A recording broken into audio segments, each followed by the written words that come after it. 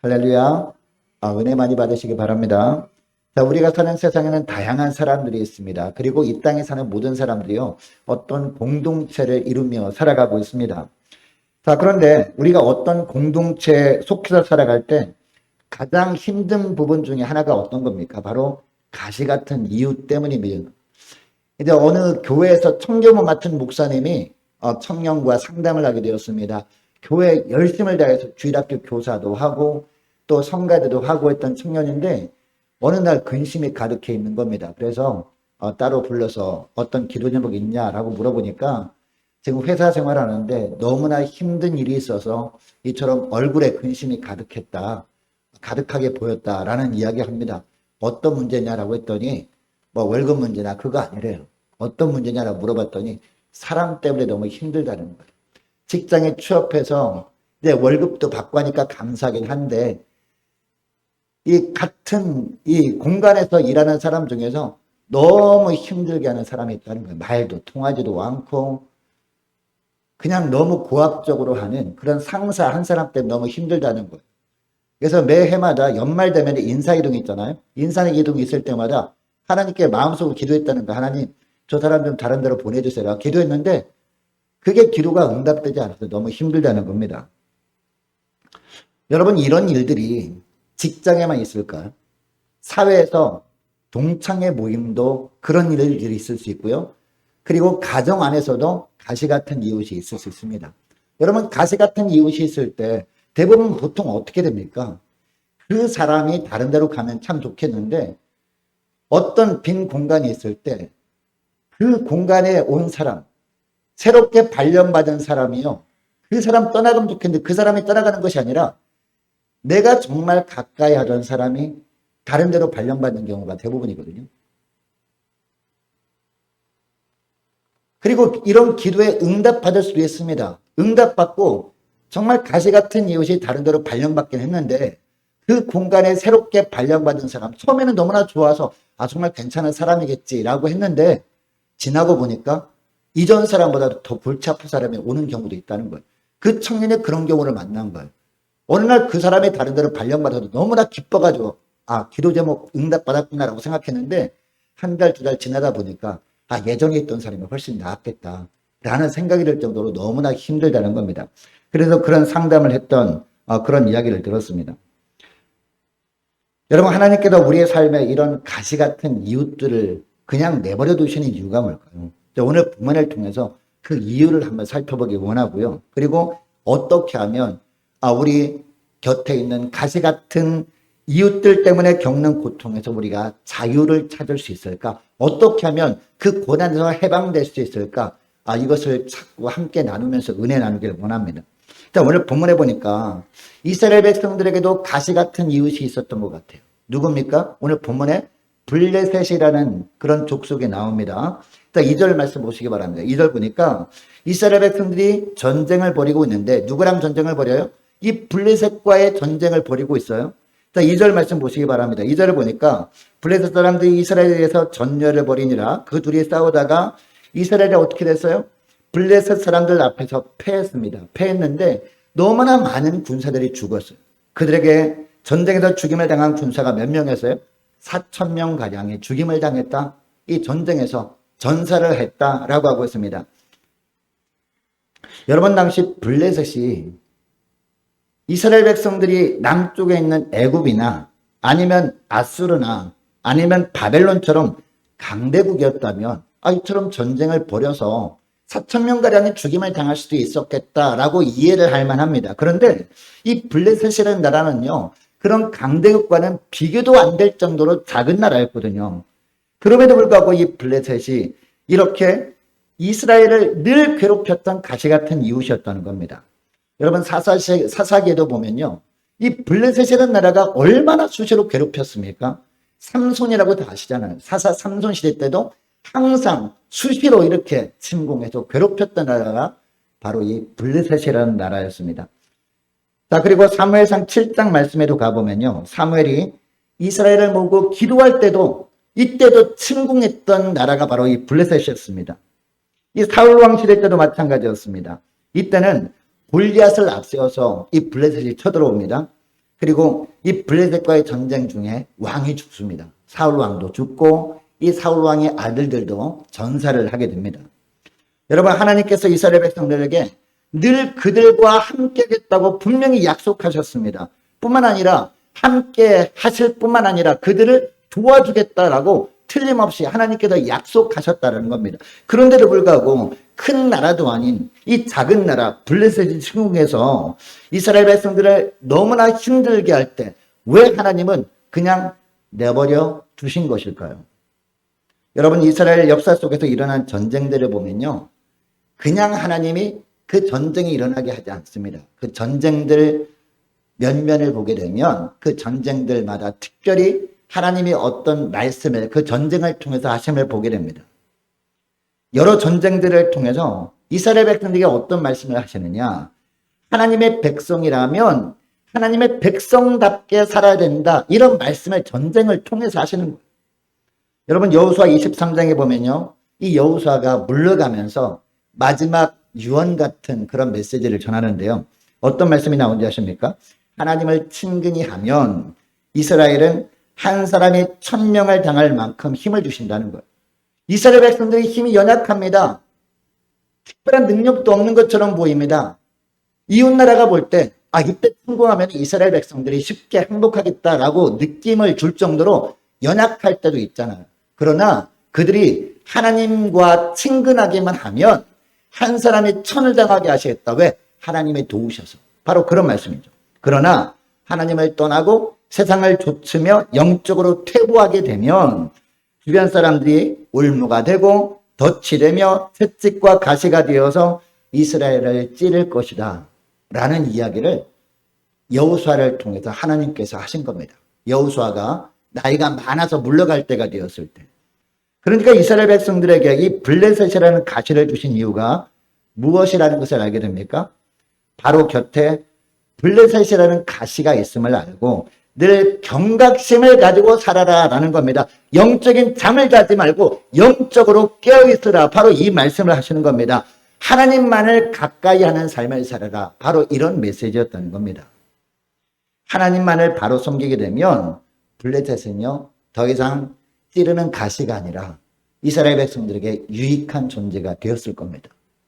필요한 것이 있을 때마다 종으로 부려먹을 수 있으니까. 그러나 하나님을 멀리하게 되면요, 이 블레셋이 갑자기 뭐로 바뀌어요? 가시로 바뀌어가지고 찌르는 가시가 돼. 이 블레셋 때문에 고통당하게 된다는 겁니다.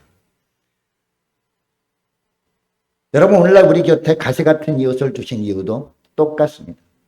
영적 긴장감을 가지고 하나님만을 더 잘 섬기라는 사인으로 그런 가시 같은 이웃을 주셨다는 겁니다. 반면에 우리가 방심해서 하나님을 멀리하고 세상으로 살게 되면 그들이 계속해서 뭐가 돼요? 우리를 찌르는 가시가 된다는 겁니다.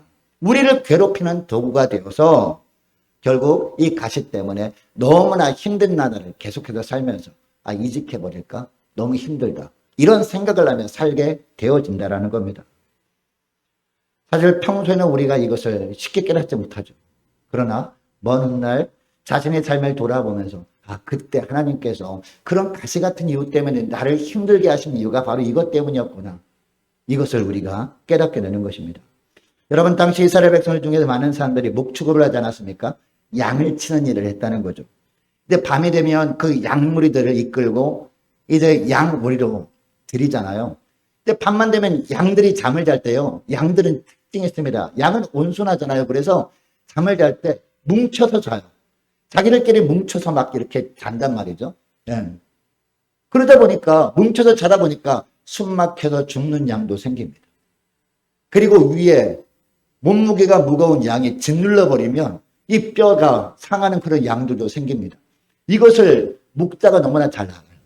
그래서 양들이 한 마리도 죽는 것을 원하지 않죠. 그죠? 부상당하는 거 원하지 않죠. 잠자다가 그 다음날 일어나니까 이 팔이 부러져 있어. 그러면 안 되잖아요. 목자가 보기에. 그러면 어떻게 하느냐? 그 양무리에, 양 잠을 잘 때요, 그 안에 집어넣는 동물이 하나 있어요. 염소를 집어넣는다. 뿔 달린 염소. 염소는요, 옆에서 누가 이렇게 다리 걸쳐서 잠자는 것을 견딜 수가 없어 하는 거예요. 염소는 혼자 자야 돼. 양들은 뭉쳐져야 되고. 이 염소는 어떻게 할까요? 양무리에 염소 한 마리 딱 집어넣으면은 양들은 자기 친구가 온 줄 알고 막 같이 자려고 하잖아. 그러면 어떡할까, 염소는? 염소는 자기 혼자 자야 되니까 옆에서 걸피적거리면 힘들잖아요. 그래서 뿔로 막 들이받는 겁니다. 그래서 양들이 어떡할까요? 이 양들도 이렇게 뭉쳐서 자지 못하고 따로따로 이렇게 자게 됨으로 말미암아 그 다음날 한 마리도 부상당하는 양이 없이 지내게 된다는 거죠. 한 마리도 죽는 양이 없게 되어진다는 겁니다. 그러니까 양은요, 이처럼 밤새도록 이 염소 때문에 힘들 때 어떤 생각을 할까요? 이 염소 한 마리만 없으면 우리가 정말 평화롭게 지낼 수 있을 텐데 라고 생각하지만 이 목자는 어떤 마음이었어요? 이 염소 때문에 양들이 살게 된다는 것을 이 양들이 알기를 원하는 거죠. 여러분, 오늘을 사는 우리도 마찬가지입니다. 우리 곁에 가시 같은 이웃이 있는 이유가 뭐라고요? 우리가 영적으로 죽지 않도록 하기 위해서 그 가시 같은 이웃들을 하나님께서 허락하신 것이라는 얘기입니다. 이 가시 같은 이웃 때문에 우리는 깨어 기도하게 되는 겁니다. 그 사람 때문에 그나마 우리가 세상에 물들지 않고 이 하나님께만 더욱더 집중하며 살게 되어지는 겁니다. 여러분, 이것을 기억하고, 여러분, 가시 같은 이웃이 혹시 있지 않습니까? 가정 안에서, 또 가문 안에서 그런 사람이 있을 수 있죠. 또 동창회 안에서, 그죠? 그리고 교회 안에서, 구역 안에서, 아니면 학교 안에서, 직장 안에서 그런 가시 같은 이웃 때문에 불평만 하지 말고요, 오히려 감사하면서 더욱더 하나님께 가까이 하는 기회로 삼으시는 저와 여러분 되시기를 축복합니다. 다시 본문으로 돌아보길 바랍니다. 이스라엘 백성들이 블레셋과의 전투에서 패한 이후에 어떻게 하죠? 자, 3절 상반절 말씀 보시기 바랍니다. 3절 상반절 말씀 보니까 전쟁터 나갔던 백성들이 혼비백산하면서 돌아오죠. 4,000명가량이 죽임당했으니까. 이스라엘 장로들이 다 모여서 회의를 합니다. 자, 어떻게 회의를 합니까? 그리고 결론이 뭐죠? 여호와께서 어찌하여 우리에게 오늘 블레셋 사람들 앞에서 패하게 하셨는고? 라고 하고 있습니다. 여러분, 이 말을 잘 들어보면요, 이 블레셋과의 싸움에서 패한 원인이 어디에 있음을 깨닫기는 했어요. 여러분, 전쟁에서 패한 원인이 어디에 있다고 하고 있습니까? 여호와께서 어찌하여 패하게 하셨는고? 이것을 보면 전쟁에서 패한 원인은 하나님께 있었구나, 이것을 알기는 했습니다. 다른 말로 하면 전쟁은 하나님께 달려있음을 고백하기는 했습니다.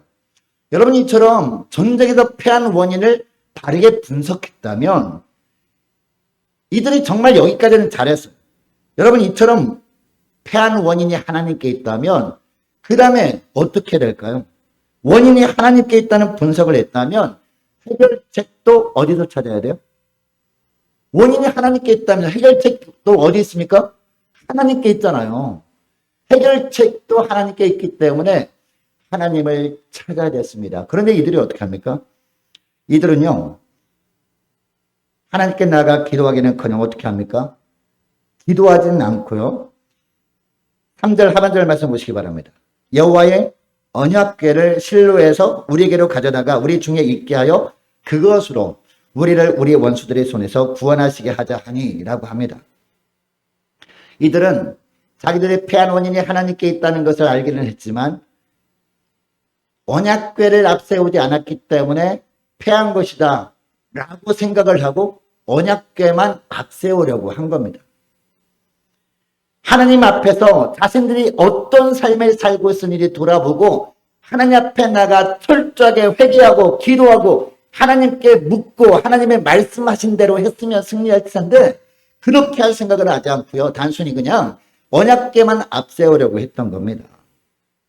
하나님 앞에서 엉망인 삶을 살아도 언약궤만 앞세우게 되면 승리는 따놓은 당상이다라고 생각한 겁니다. 여러분, 이들이 왜 이런 생각을 했을까요? 그동안 자기 조상들에게 귀가 따갑도록 들어왔던 이야기 때문이에요. 광야 40년 동안 언약궤를 앞세우고 뒤를 따를 때 승리했었다라는 이야기를 들어왔던 겁니다. 어떤 대적들과의 싸움에서도 하나님께서 언약궤를 앞세우고 그 뒤를 따르다 보니까 도와주셔서 이기게 되었다, 이런 이야기를 들어왔던 겁니다. 그리고 가나안 땅에 들어올 때도 마찬가지였다는 겁니다. 이 언약궤를 앞세우니까 흘러넘치던 요단강도 어떻게 됐어요? 쫙 두 개로 갈라져서 건너게 되었다, 이런 이야기를 들어왔죠. 그리고 여리고성 전투에도 어떻게 했어요? 언약궤를 앞세우고 이스라엘 백성들은 뒤를 따라 돌았잖아요. 하루에 한 바퀴씩, 그죠? 마지막 일주일 때는 7바퀴, 총 13바퀴 돌고 나서 외치니까 무너졌다. 이런 이야기를 들어왔던 겁니다. 그래서 언약궤를 옮겨오자. 이런 말을 한 겁니다. 4절부터 보니까 결국 어떻게 됐어요? 실로에 있는 성막 안에 있는 언약궤를 전쟁터로 옮겨옵니다. 그런데 여러분, 여기서 사무엘상 기자는요, 중요한 암시를 합니다. 4절 하반절 말씀 보시기 바랍니다. 만군이 여호와의 언약궤를 거기서 가져갔고, 그 다음에 누가 나와요? 엘리의 두 아들 이름이 나오죠. 홈니와 비나스. 이 두 이름이 나오는데요. 홈니와 비나스는 하나님의 언약궤와 함께 거기에 있었더라라고 하고 있습니다. 여러분, 단순히 만군의 여호와의 언약궤를 거기서 가져왔고 여기서 끝내도 됩니다. 그죠? 그런데 그 뒤에 이 홈니와 비나스 이름을 언급하는 이유가 무엇일까요? 여러분, 언약궤는요, 하나님의 임재의 상징이잖아요. 하나님은 거룩한 분이잖아요. 죄와 함께 있을 수 없는 분이잖아요. 거룩한 분이기 때문에. 이 죄된 존재가, 죄악된 존재가 거룩한 하나님께 가까이 나가면 이 죄악된 사람은 어떻게 되는지 아십니까? 죽습니다. 그죠? 네. 죄를 범한 사람은 죽게 되어 있단 말이에요. 자, 그런데 이 언약궤는 거룩한 하나님의 상징인데 거기에 누가 있어요?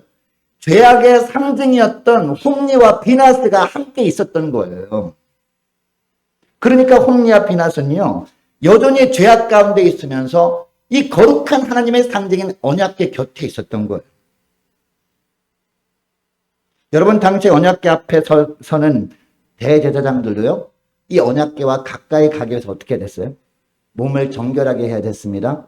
자신의 삶을 돌아보면서 죄된 것이 없는지 돌아보면서 철저하게 회개함으로 정결하게 한 다음에 거룩한 모습으로 하나님께 나가야 됐거든요. 그렇지 않고 죄를 지은 몸으로 하나님 앞에 서는 것은요, 죽음을 의미했습니다. 그런데 홈리와 비나스가 어떻게 했어요? 전혀 회개할 생각을 하지 않고 여전히 죄악 가운데 있는 가운데 그 모습 그대로 언약궤와 함께 있었던 겁니다. 여러분, 이것 때문에 홈리와 비나스가 전쟁터에서 죽게 되었다는 것을 우리는 잊으시면 안 됩니다. 그리고 하나님이 이스라엘 백성들 앞에서 또 보여주신 것이 있습니다. 5절부터 11절까지 말씀 보니까 언약궤가 어떻게 됐어요?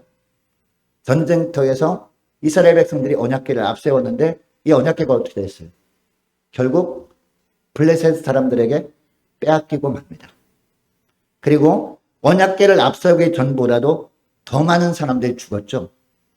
여러분, 언약궤를 앞세우기 전에는 몇 명이 죽임을 당합니까? 2절 하반절 보니까 4,000명가량만 죽임을 당했거든요. 그런데 언약궤를 앞세운 다음에 전쟁을 벌였을 때 몇 명이 죽어요? 훨씬 더 많은 사람, 거의 10배 가까운 사람들이 죽고 만다는 겁니다. 3만 명이나 죽게 되고 맙니다. 여러분, 당시 이스라엘 백성들은요, 전쟁에서 패했다면 가장 먼저 무엇을 생각해 봐야 됩니까? 우리가 하나님과의 관계 속에서 어떤 삶을 살았는가? 이걸 돌아봐야 됐습니다. 이것을 생각해야 했습니다. 자신들이 알지 못하는 어떤 죄가 있어서 하나님께서 자신들을 위해서 싸워주지 않으신 것일까? 이 생각을 먼저 해야 했다는 겁니다. 그런데 이들은요, 이런 생각은 전혀 하지 않은 채 단지 언약궤를 승리의 보증수표로만 생각하고 있었던 거예요. 결국 전쟁에서 패했고 언약궤도 빼앗기고 말았고 홈리와 비나스도 전사하고 말았고요. 뿐만 아니라 이 소식을 들었던 엘리 제사장도 어떻게 됐어요? 어떻게 됩니까? 의자에 앉았다가 뒤로 자빠져가지고 목이 부러져 죽습니다. 왜 목이 부러져 죽은 걸까요? 이 제사장이자 사사는요, 말씀을 제대로 가르치는 사사죠. 그래서 목이 부러져 죽은 겁니다. 이스라엘 가운데 하나님의 영광이 떠난 것과 같은 일들이 벌어지고 만 겁니다. 여러분이 기록을 통해 하나님께서 우리에게 하시는 말씀은 어떤 말씀일까요? 가장 중요한 것은 뭐다? 어떤 형식적인 것을 행하는 것이 아니라 뭐다? 하나님과의 관계라는 겁니다. 하나님과의 관계 속에서 우리가 무엇을 가장 먼저 중요시 하게 됩니까? 하나님의 거룩하신 것처럼 우리도 거룩한 삶을 사는 겁니다. 우리가 거룩을 유지하기 위해서 이 거룩을 방해하는 죄들이 있는가 먼저 살펴보고 철저하게 회개함으로 말미암아 내가 거룩하니 너희도 거룩하라고 한 말씀대로 거룩한 삶을 사는 것, 이게 중요하다는 겁니다. 여러분, 가시 같은 이유 때문에 어려움을 당할 때 하나님과의 관계를 먼저 돌아보고 하나님과의 관계를 먼저 바르게 할 수 있는 저와 여러분 되시기를 축복합니다. 하나님과 사이를 가로막고 있는 죄가 있다면 철저하게 회개하고 바른 관계가 되어질 때 비로소 하나님께서 도우십니다. 우리를 하나님의 함께 하시고 하나님께서 대신 싸우심으로 말미암아 승리하게 될 줄 믿습니다. 이것을 7장에서 말씀하시는 거예요. 7장에 보니까 사무엘이 이스라엘 다스리기 시작해요. 이때 사무엘이 가장 먼저 외친 메시지가 뭡니까? 여러분, 사무엘상 7장에 보면요, 언약궤는 이미 빼앗긴 가운데 있어요. 그리고 엘리 제사장은 죽고 없습니다. 홈리와 비나서 전사했습니다. 이제 사무엘이 다시 시작하면서 가장 먼저 외친 메시지가 이제 다시 전쟁을 벌이고 우리가 나가서 언약궤를 찾아오자, 그 메시지가 아니었다는 겁니다. 사무엘이 가장 먼저 외친 거는요, 미스바로 모이라는 겁니다. 미스바로 모이라. 하나님 앞에서 우리의 행실을 돌아보자는 겁니다. 우리 하나님께 다시 우리가 엎드려서 회개하고 하나님과 바른 관계를 가지자라는 겁니다. 여러분, 백성들이 어떻게 했습니까? 전부 다 미스바로 모여요. 미스바로 모입니다. 그리고 간절히 부르짖어 뭐 했습니까? 회개하고 기도하기 시작했습니다. 이 소식이 블레셋 사람들에게 전해지죠. 이 블레셋 사람들은 완전히 땡큐잖아요. 야, 그동안은 흩어졌던 이스라엘 백성들을 공격하려고 하다 보니까 우리가 힘이 막 분산됐었는데 쫙 다 모여있네요. 그것도 사람들이 잘 보이는 곳에. 미스바라는 곳이 동산이거든요. 넓은 동산. 다 모여있다 보니까 지금 진격하면 그냥 이스라엘 백성들을 전멸시킬 수 있겠구나라고 생각하지 않았겠습니까? 그래서 쳐들어와요. 네. 전열을 가다듬고 블레셋 군사들이요, 진격해 옵니다. 이 소식을 기도하는 이스라엘 백성들에게 전해집니다. 이 소식이. 이스라엘 백성들이 기도하다 말고 막 두려움에 떱니다. 두려움에 떨었는데 여러분, 사무엘은 어떻게 했을까요? 사무엘은 전혀 두려워하지 않습니다. 미동도 하지 않아요. 오히려 사무엘은 어떻게 합니까? 하나님 앞에 나가 엎드려 기도한 다음에 번제를 드려요. 번제. 하나님, 저희들의 삶은 저희들의 것이 아닙니다. 주님이 저희들을 위해서 싸우실 줄 믿습니다. 저희들의 삶은 주님의 것입니다라고 하는 고백으로 번제를 드려요.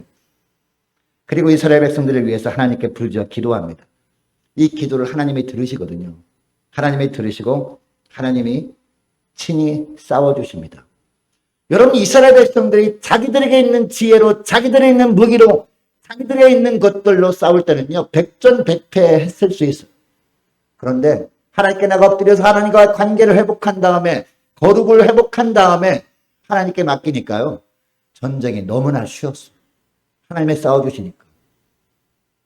블레셋 군사들이 그냥 다 패하고 말았다는 겁니다.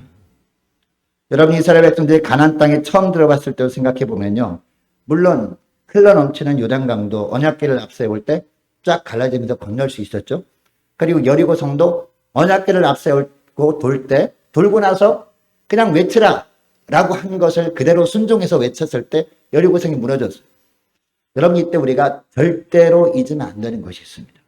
언약궤를 앞세우기 전에 이스라엘 백성들이 먼저 무엇을 준비했는가, 이것을 우리가 잊으면 안 된다는 겁니다. 모든 이스라엘 백성들을 어떻게 했어요? 정결케 했다는 겁니다. 길갈에서 뭐 했습니까? 할례를 행하라라고 했잖아요.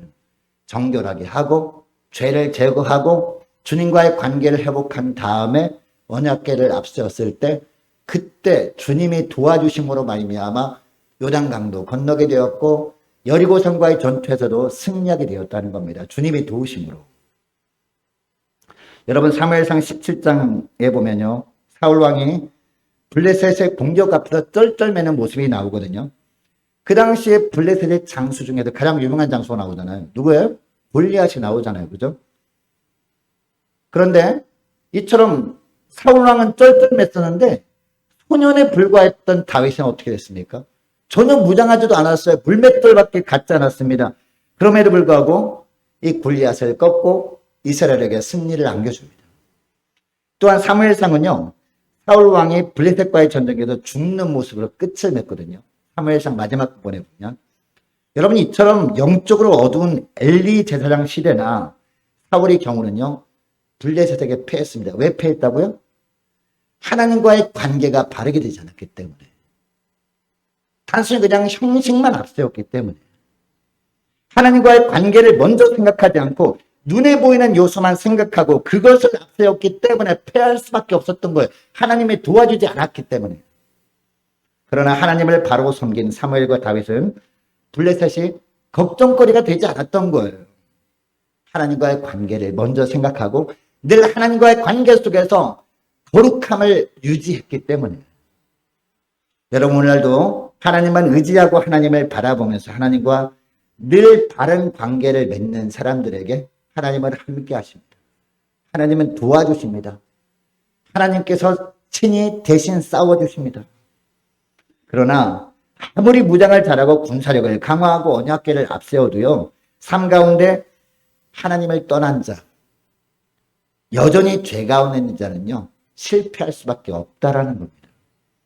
여러분, 가시 같은 이웃이었던 블레셋은요, 영적으로 건강하지 못한 사람들에게는 골칫거리였습니다. 큰 문제였습니다. 그러나 하나님의 사람들에게는 아무런 문제도 되지 않았다는 것을 이 사무엘상 기자는 우리에게 알려주고 있습니다. 여러분 오늘 예수 믿는 사람들 보면요, 안타까운 삶을 사는 분들이 간혹 있습니다. 승리의 비결을 잘못 알고 지내는 사람들이에요. 하나님은 간혹 하나님 앞에서 우리가 죄악된 삶을 살 때 우리 근처에 블레셋과 같은 사람 때문에 힘들게 하실 수 있거든요. 평소에는 괜찮게 지내다가도 우리가 죄악 가운데 살 때 하나님은 그들이 어떤 가시를 통해서 공격하게 하실 때가 있어요. 그러면 그 사람이 우리를 이 마이라는 가시로 우리를 힘들게 할 수도 있고요. 어떤 가시 같은 행동을 통해서 우리를 괴롭힐 수 있거든요. 이럴 때 어떤 분들은요, 이 양손에 죄악은 여전히 붙들고 있는 채로 눈에 보이는 것만 의지합니다.